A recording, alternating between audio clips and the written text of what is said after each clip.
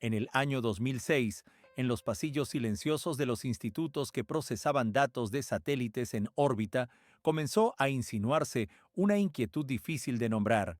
Un equipo de la Universidad Estatal de Ohio, que trabajaba con los registros de la misión Grace, dos satélites que vuelan en fila y miden con asombrosa precisión el campo gravitatorio terrestre, detectó en sus pantallas algo que contradecía el sentido común.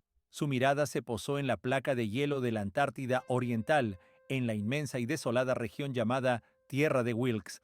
A simple vista, allí solo había un resplandor blanco interminable, miles de kilómetros de hielo absolutamente plano, sin nada que atrape la vista, pero los instrumentos atravesaron la costra helada y mostraron una imagen radicalmente distinta y perturbadora.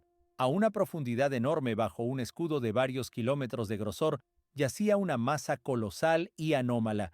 No era una montaña oculta ni un simple bloque de roca densa. Era una irregularidad gravitatoria de casi 500 kilómetros de diámetro.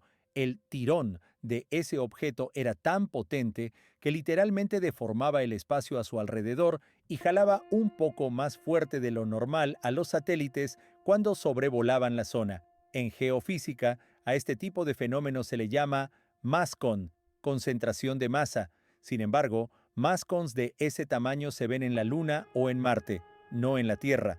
El profesor Ralph von Frese y su equipo quedaron atónitos ante la posibilidad de que algo tan denso atravesara kilómetros de hielo y alterara el mapa de la gravedad del planeta. Cuando superpusieron los datos gravitatorios con las imágenes de radar del relieve subglacial obtenidas desde aviones, el rompecabezas encajó de un modo que helaba la sangre. La anomalía ocupaba el centro exacto de una estructura anular gigantesca, un cráter mayor que el estado de Ohio. Aquello apuntaba a una conclusión inquietante.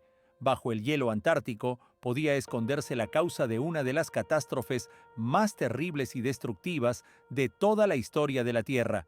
Otros, más dados a conjeturas audaces, susurraban que quizá allí reposara un objeto que no debería estar en nuestro mundo. Este hallazgo obligaba a preguntarse, con una mezcla de fascinación y miedo, qué otras cosas aguardan ocultas en un continente al que solemos reducir a un desierto helado sin vida. Para comprender la magnitud de este descubrimiento y por qué la anomalía gravitatoria de la Tierra de Wilkes eriza la piel de los geofísicos, conviene primero conocer el tipo de sorpresas que guarda ese gigantesco congelador planetario. La Antártida es una caja fuerte perfecta. Conserva durante millones de años cuanto cae en su interior, preservando la historia casi en su estado original.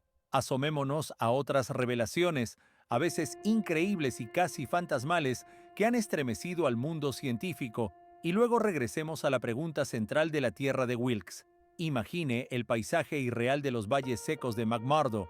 Es uno de los lugares más áridos del planeta, con muy poca nieve. Solo afloran rocas desnudas y sopla un viento glacial que nunca cesa. Allí, frente a la blancura enceguecedora de la lengua del glaciar Taylor, brota desde la altura de un edificio de 5 pisos un chorro espeso, viscoso y rojo brillante. La escena recuerda a la más sombría película de terror. La mole de hielo parece sangrar a borbotones y esa sangre se abre paso hasta el lago Bonny. Este fenómeno, conocido como Blood Falls, fue observado por primera vez por el geólogo australiano Griffith Taylor en el año 1910, durante la célebre expedición Terra Nova. Los pioneros, al ver aquellas vetas carmesí sobre el hielo inmaculado, quedaron perplejos. A comienzos del siglo XX, la explicación razonable que imaginaron fueron algas rojas. Parecía lógico que alguna forma desconocida de vida vegetal tiñera el agua con ese tono siniestro. La realidad, sin embargo, resultó más extraña y compleja, y se desveló un siglo después, cuando dispusimos de tecnologías de análisis modernas. No eran algas, y por fortuna tampoco sangre de leviatanes. Era una cápsula del tiempo hecha de agua. Bajo el glaciar, a varios kilómetros de su borde y a unos 400 metros de profundidad, se esconde una red de lagos salados. Aquel depósito quedó completamente aislado del exterior, sin contacto con la atmósfera ni con la luz del sol. Hace alrededor de 1,5 millones, quizá incluso 2 millones de años, El avance del hielo selló una antigua ensenada marina. El agua restante se concentró a medida que el entorno se helaba hasta volverse hipersalina, 3 veces más salada que el agua oceánica. Por eso no se congela ni siquiera a menos 10 grados dentro del glaciar. El color, el gran enigma de la cascada, se debe a que esa agua está saturadísima de hierro, arrastrado durante millones de años desde la roca del lecho. Cuando finalmente se filtra a través de grietas y se encuentra, por primera vez en millones de años con el oxígeno del aire, sucede una reacción instantánea. El hierro se oxida. En términos sencillos, el agua se oxida frente a nuestros ojos y adquiere ese tono rojo sanguíneo tan intenso. Pero lo que dejó sin aliento a los científicos no fue el hierro, sino lo que reveló el análisis genético. En ese lago subglacial, en una oscuridad total, aplastado por la presión del hielo y sin acceso a oxígeno fresco ni a la fotosíntesis, la vida prospera. Allí se identificaron 17 especies de bacterias. Sobrevivieron millones de años completamente aisladas, aprendiendo a respirar hierro y a metabolizar sulfatos. Este hallazgo le dio la vuelta a la astrobiología. Antes buscábamos vida únicamente donde hubiera luz y calor. Blood Falls demostró algo contundente. Si la vida puede existir en condiciones tan infernales dentro de un glaciar terrestre, entonces es muy probable que también exista en los océanos subglaciales de Europa, luna de Júpiter, o de Encélado, luna de Saturno. Ese torrente rojo es la prueba de que la vida es tosuda y puede adaptarse casi a cualquier entorno. Tendemos a imaginar la Antártida como una metáfora de muerte y frío perpetuos, un silencio blanco sin matices. Sin embargo, lo que han hallado los paleontólogos en los últimos años dibuja un cuadro que desafía a la imaginación. Imagine que se planta en el lugar donde hoy se sitúa el Polo Sur y en vez de un viento cortante, le acaricia el rostro una brisa templada con olor a resina y tierra húmeda. En la isla Seymour y en la región de las montañas transantárticas comenzaron a aflorar no solo huesos sueltos, sino capas enteras de fósiles que cuentan otra historia del continente. Bajo areniscas endurecidas aparecieron raíces carbonizadas, polen fosilizado, esporas de helechos e impresiones de hojas similares a las de los hayedos actuales. El análisis indicó que, hace unos 90 millones de años, en pleno Cretácico medio, la Antártida estuvo cubierta por densos bosques templados, casi impenetrables. Era la era de los dinosaurios, y el extremo austral no fue excepción. Los modelos climáticos basados en estas pruebas son sorprendentes. La temperatura media anual rondaba los 12 o 13 grados, y en verano el termómetro subía hasta unos 20 o 25 grados. En el mar nadaban grandes reptiles, plesiosaurios y mosasaurios, cuyos esqueletos, del tamaño de un autobús, han quedado atrapados en la roca helada. En tierra se desplazaban dinosaurios herbívoros y los ancestros de los marsupiales modernos. Era un paraíso verde, parecido a los bosques de la actual Nueva Zelanda o del sur de Chile. Lo más asombroso son las condiciones en que vivía esa selva. Incluso entonces, la Antártida estaba más allá del círculo polar. Eso significa que cada verano aquellos bosques se sumían en un día perpetuo y cada invierno en una noche polar de varios meses. Imagine un bosque denso que pasa 3 o 4 meses al año en la oscuridad total sin hibernar. Las plantas y los animales debieron desarrollar adaptaciones singulares para vivir sin luz durante largos periodos. Los testigos más elocuentes son núcleos extraídos del fondo del mar de Amundsen. Revelan sistemas de raíces tan bien conservados que parecen frescos, como si los árboles hubieran muerto ayer y no hace millones de años. La atmósfera de entonces contenía dióxido de carbono varias veces por encima del nivel actual, lo que creó un potente efecto invernadero y convirtió la región polar en un resort natural. Estas no son solo páginas de historia, son una advertencia. Muestran que los vaivenes del clima pueden transformar un desierto helado en jungla, elevar el nivel del mar decenas de metros e inundar todas las ciudades costeras del mundo. La Antártida fue un puente biológico entre Australia y Sudamérica, ahora enterrado bajo kilómetros de hielo. Y apenas estamos empezando a leer ese libro congelado, A veces, las sorpresas antárticas no hablan de placas tectónicas ni de climas remotos, sino de la resistencia humana y del temple de los héroes. En el año 2010, un equipo de conservadores neozelandeses del Antarctic Heritage Trust restauraba la cabaña del célebre explorador Ernest Shackleton, base de su expedición Nimrod entre 1907 y 1909. Mientras reforzaban el suelo, toparon con algo inesperado: varias cajas de madera incrustadas en hielo macizo. Al retirar el hielo con extremo cuidado, descubrieron que eran cajas de whisky escocés de una vieja marca de Malta, junto con un par de cajas de brandy. Las había dejado el equipo al evacuar apresuradamente en 1909. Shackleton y sus hombres, tras quedarse a unos escasos 180 kilómetros del polo, se vieron obligados a regresar a toda prisa para alcanzar el barco antes de que el hielo cerrara la bahía. Hubo que aligerar la carga y abandonar excedentes. Durante más de 100 años, aquellas botellas yacieron a temperaturas bajísimas, a veces congelándose, a veces descongelándose. La noticia fue un acontecimiento mundial. La empresa que producía ese whisky Mackie había perdido hacía tiempo la receta original de aquella mezcla de comienzos del siglo XX. La recuperación de las cajas abría una oportunidad para resucitar un sabor perdido. Las trasladaron a Nueva Zelanda en un vuelo especial y las descongelaron durante semanas en condiciones controladas. Para sorpresa de los expertos, el contenido seguía líquido, preservado por su alta graduación, aunque la bebida se había espesado con el frío.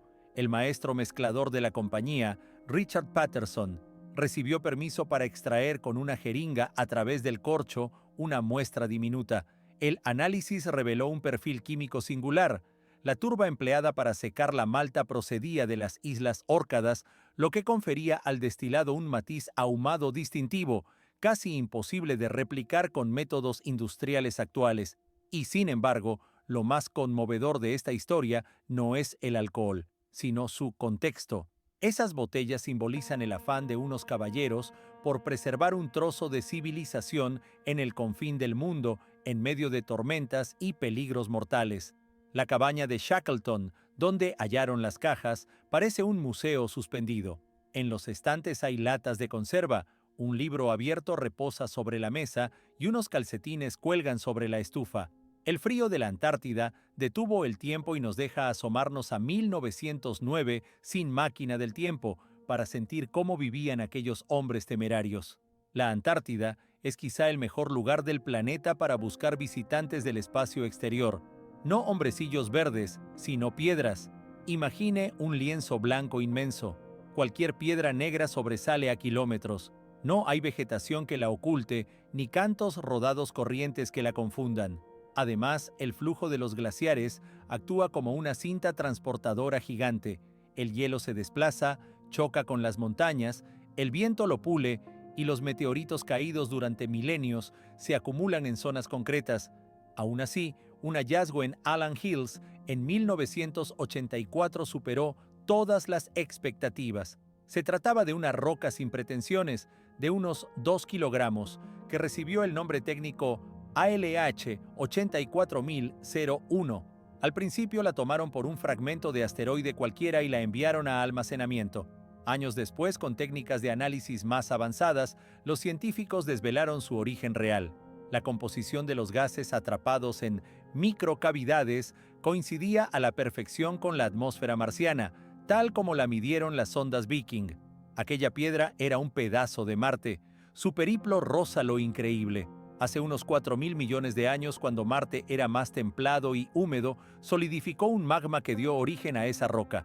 Luego, hace aproximadamente 17 millones de años, un gran asteroide impactó el planeta. El golpe fue tan violento que varios fragmentos vencieron la gravedad marciana y escaparon al espacio.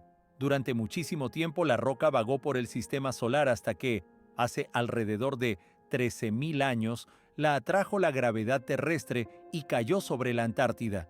La auténtica conmoción, comparable a una bomba en la comunidad científica, llegó en 1996, cuando investigadores de la NASA hallaron con microscopía electrónica estructuras diminutas en su interior parecidas a gusanos fosilizados. Propusieron que podrían ser rastros de nanobacterias marcianas antiguas. El mundo enloqueció. El presidente Bill Clinton salió a los jardines de la Casa Blanca y en un mensaje solemne habló de la posible evidencia de vida extraterrestre. Fue un shock absoluto. La prueba de que no estábamos solos yacía en el hielo. Desde entonces, el debate sobre si esas estructuras son biológicas o meras cristalizaciones sigue abierto, pero aquella roca antártica nos obligó a retomar con renovado ímpetu los programas marcianos. Demostró que el intercambio de materia entre planetas es real y que quizá la vida llegó a la Tierra en paquetes así, enviados desde Marte. Si observa un mapa de la Antártida, verá una enorme mancha blanca en el centro, una planicie. Sin embargo, en 1958, durante la tercera expedición antártica soviética, un grupo que avanzaba trabajosamente en camiones hacia el interior hizo explosiones sísmicas para medir el grosor del hielo. Los datos parecían un error instrumental. En el corazón del continente, en el lugar más inaccesible, bajo una capa de unos 4 kilómetros de hielo, se ocultaba una cordillera gigantesca. La bautizaron con el nombre del geofísico Grigori Gamburtsev. Lo asombroso era que no debían estar allí. Según los modelos geológicos, la Antártida Oriental es un cratón antiguo y estable, sin tectónica activa desde hace cientos de millones de años. Y sin embargo, las dimensiones de esas montañas se comparan con los Alpes europeos, con cumbres de hasta 3.000 metros y amplios valles. Las cordilleras de ese porte suelen nacer del choque de placas como el Himalaya, y allí no hay colisión alguna. Eran montañas fantasma, enormes e invisibles a los ojos humanos. Durante mucho tiempo los científicos se rompieron la cabeza con dos preguntas: ¿cómo se formaron y cómo resistieron? ¿Por qué el glaciar, que con su peso titánico tritura y arrastra las rocas, no las desgastó hasta pulverizarlas? La respuesta llegó en el siglo XXI, cuando el proyecto internacional AGAP escaneó la zona desde aeronaves equipadas con gravímetros y radares. Resultó que el ciclo del hielo allí es único. En lo profundo de los valles, al pie de las montañas, el hielo se derrite por presión y forma agua. Esa agua vuelve a congelarse en torno a las cumbres, creando una coraza protectora. La gran placa no resbala sobre los picos para desgastarlos, más bien fluye a su alrededor y así preserva el relieve. Bajo el hielo se conserva un paisaje que no ha visto la luz del sol en al menos 34 millones de años. Un país montañoso perdido, con cauces de ríos que antaño corrían al océano, gargantas profundas y lagos, todo oculto a nuestros ojos. El descubrimiento de los montes Gamburtsev reveló lo poco que sabemos de la estructura de nuestra propia casa. Es como hallar un segundo Everest bajo tierra, cuya existencia ni siquiera sospechábamos. Podría pensarse que la Antártida es un reino de silencio apenas roto por el ulular del viento. En realidad, el continente canta, y su canción puede helar la sangre cuando se entiende su significado.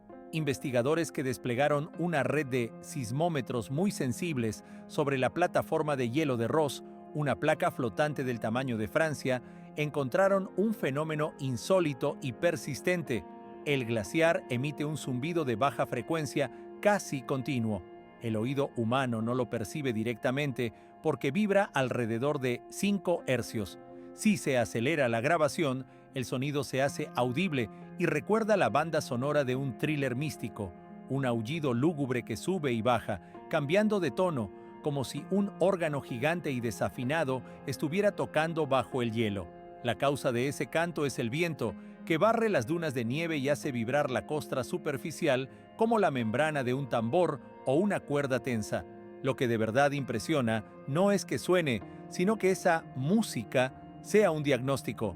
La tonalidad varía con la temperatura del aire, el espesor de la nieve y, sobre todo, con la presencia de agua de fusión dentro del hielo.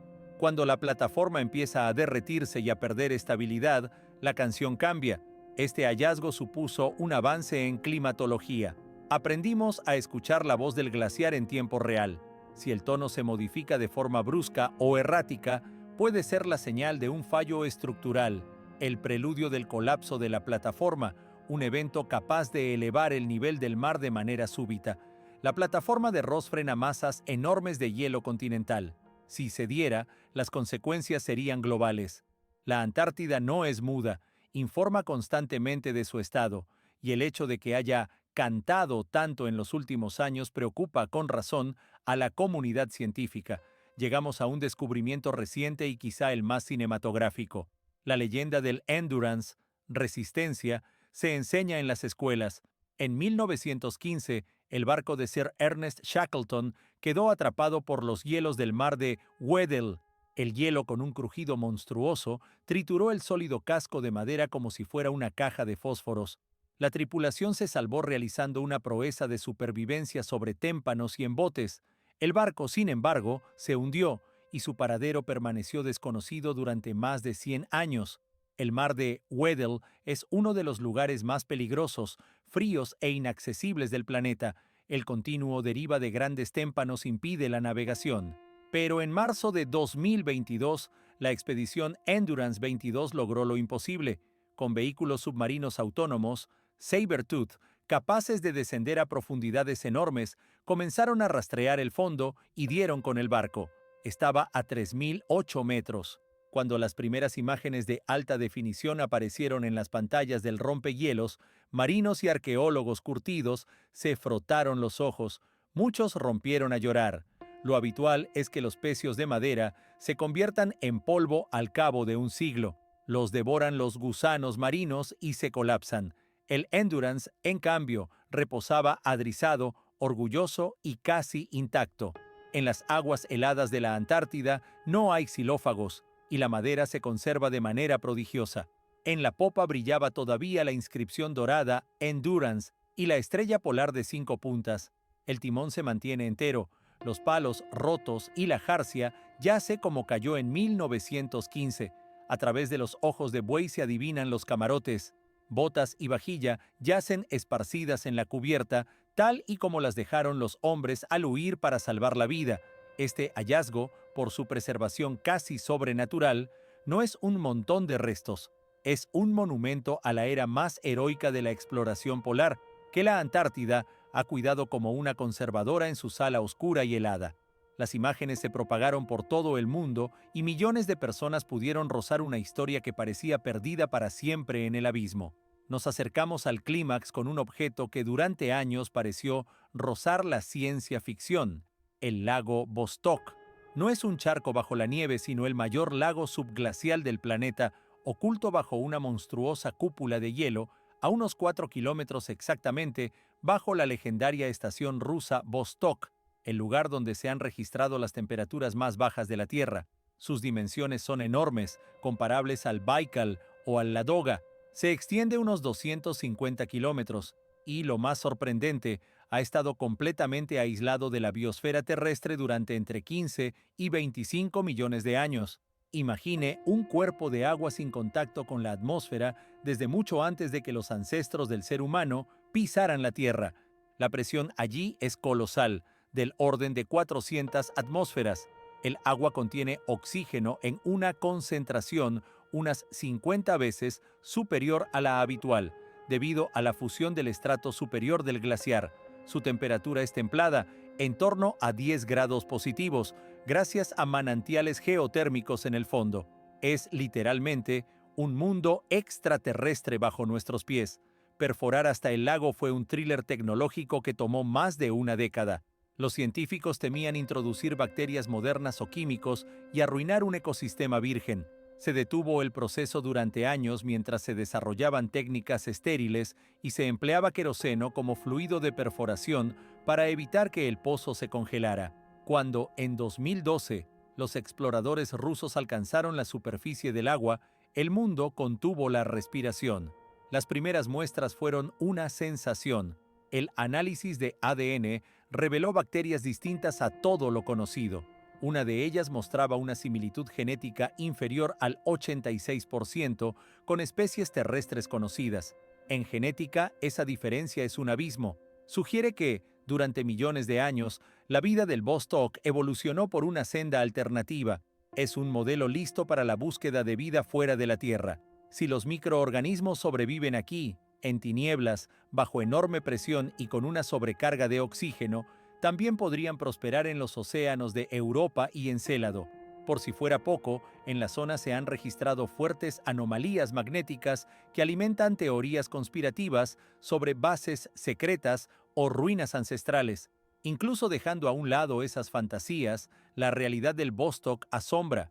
Bajo el casquete, late un mundo vivo del que sabemos menos que de la superficie de Marte, y así regresamos al principio, al hallazgo más descomunal y quizá el más inquietante de la exploración terrestre, la anomalía de la Tierra de Wilkes. Recuerde las cifras: un cráter de unos 500 kilómetros oculto bajo kilómetros de hielo, una concentración de masa capaz de atraer a los satélites Grace con un impulso medible.